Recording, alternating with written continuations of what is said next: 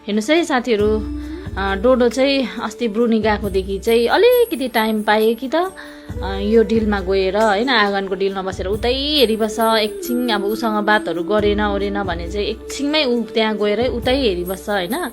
अन्त उसलाई अझै पनि आउँछ, ब्रुनी फर्केर आउँछ भन्ने आशामा छ। अन्त यस्तो माया लाग्दो गरेर हेर्छ कि म त कस्तो मन पनि दुख्छ होइन। मैले अब छेउमा भए पनि ल्याइदिन्थेँ जस्तै लाग्छ। अन्त यति साह्रो उसलाई साह्रो परिरहेछ। अनि त्यसले गर्दाखेरि चाहिँ म कहीँ गएको पनि छुइनँ उसलाई छोडेर होइन। अनि हरेक उसलाई हरेक टाइम चाहिँ म उसँगै बसिरहेको छु, उसलाई बोलाइबस्छु होइन। अनि एक्लो नहोस् भनेर।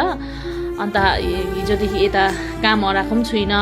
अन्त उसलाई क्या अब उसलाई इच्छै हुँदैन, एक प्रकारको माया लाग्दो भइबस्छ होइन। अनि यति साह्रो पर्यो मलाई पनि अब यसको यो दशा देख्दाखेरि चाहिँ, यो हालत देख्दाखेरि चाहिँ मलाई यति साह्रो माया लागेर आयो होइन। अनि अब चाहिँ म यस्तो चाहिँ म कहिल्यै गर्दिनँ भन्ने भइरहेको छ।